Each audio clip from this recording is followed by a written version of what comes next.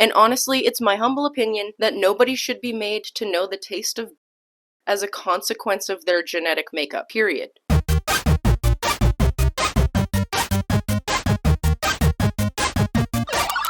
So the YouTube Studio app recently informed me that the third most common search term that people used to find my channel in that particular week was 3 words that always kind of send a cold rod shooting through my stomach, you know? Miracle mineral solution. If you are blissfully unaware of this term, I'll give you kind of a brief rundown of what I found out it was well into my adulthood. The miracle mineral solution, or MMS for short, is like a treatment sometimes given by parents to their children who are on the autism spectrum in order to cure the autism. When I was a teenager, it was presented to me personally as a homeopathic wellness treatment that would eliminate some non-traditional allergies that my brother and I, spoiler alert, never actually had to begin with. This and other such treatments of a similar nature took the place of any and all traditional medical attention that we could have and maybe should have received for a great portion of our lives. But I'm getting ahead of myself. What actually is MMS? I feel like people think I'm overreacting sometimes, so like maybe I'm off my rocker for being shocked about this at first. There's no way to really put it delicately, but it's bleach. Yeah, like the kind of bleach that you use to clean in a well-ventilated area and generally try to keep away from your kids, that bleach. In my house, we didn't use bleach of any kind to clean because it was far too harsh of a chemical and unsuitable for cleaning anything in our house.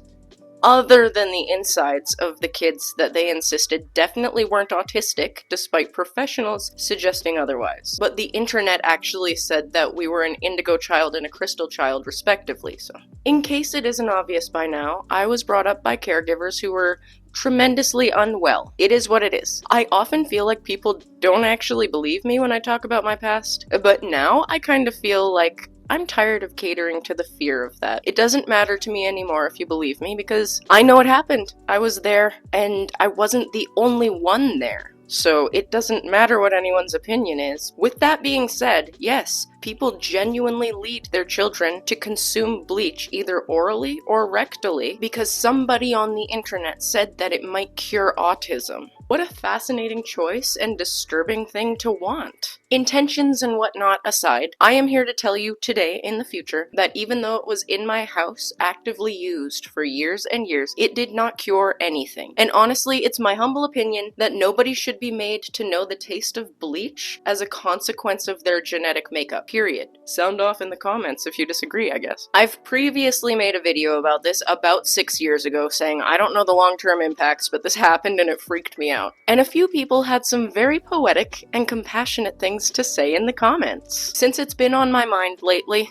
PTSD, I figured I would revisit the topic here in 2025 and fill you in on what I believe to be some of the long-term impacts of this miracle cure. So because I was shielded and protected from labels and traditional medical care until adulthood, I'm still fighting to get a full assessment to figure out what label it was that I was being protected from as a child. All I can really say in this moment about that protection is that while I appreciate that in the moment maybe it felt like the right thing to do for us, I'm probably going to spend the rest of my life healing from that protection. So that makes me feel right now in this moment like my true self has been gatekept from me rather than nurtured and protected, and that it is what it is. And one day hopefully I will be allowed to find out what I was being protected from.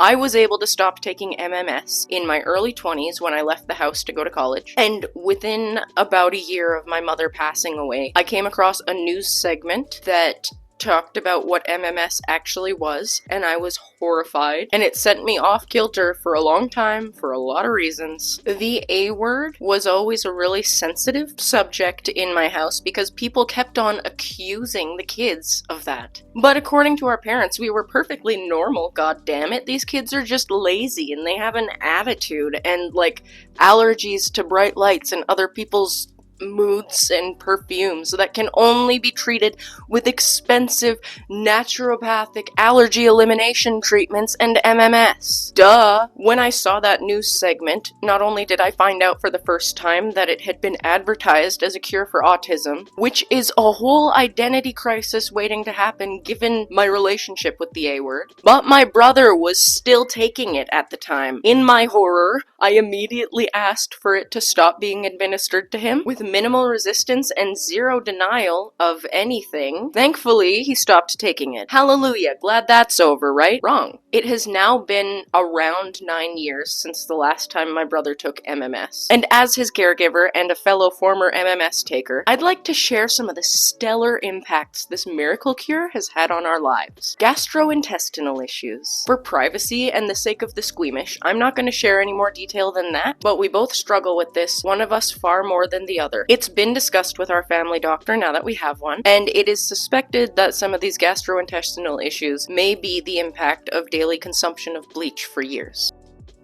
Food trauma. If it has vinegar in it, he won't be able to bring himself to put it into his mouth. I didn't think anything of this for a long time because, oh yeah, it's a food preference, you know, vinegar, I get it. It's just a preference, it's fine. I started taking it a lot more seriously recently. We were talking about MMS and discussing the flavor of it. I felt that it was similar to like a rotten apple core if it had been dunked in a pool, and he agreed, but with a touch of vinegar. Oh, that is why vinegar or anything that smells like it or has it involved is off of his menu. And I'm personally very happy to accommodate that because I get it. I understand. I cannot be around bleach, sometimes even think about it, without getting triggered and a little nauseous. Which brings me to the final benefit of having MMS in our history. I'm proud to say that now, nearly a decade after our mother has passed away, I'm able to start trying to think about cleaning with bleach products. It's a slow process. I have to be able to be fully in control of the whole situation and be able to leave whenever I want. But there's a tin of Comet under the sink, and I don't have to hide the jug of Clorox anymore. And that to me is huge. It feels ridiculous, and I know people will make fun of me for it. It's the internet. But it's not ridiculous, it's PTSD. The betrayal that I felt upon finding out what it was, why it was given to us, and the fact that it was known the whole time that it was bleach, given all the things that I had been taught by the same people to fear about bleach, it was very overwhelming to process, alongside all the other stuff that I'm not going to talk about on the internet. And that is what makes it traumatic for me. But we're working through it every day. Life is good. It's good to be alive. Hell yeah. So if you're a person who's been through this or something similar, I'd love to hear from you because this is such an oddly specific niche trauma. It can't be. There's billions of people on the planet. I can't be the only one who's had this experience. It's good not to be alone. So let's talk. Thank you so much for watching, and thank you as always to the Turtle Club over on Patreon for keeping this little channel afloat. Don't forget to be kind to yourself and others today, and I'll see you again very soon. Bye!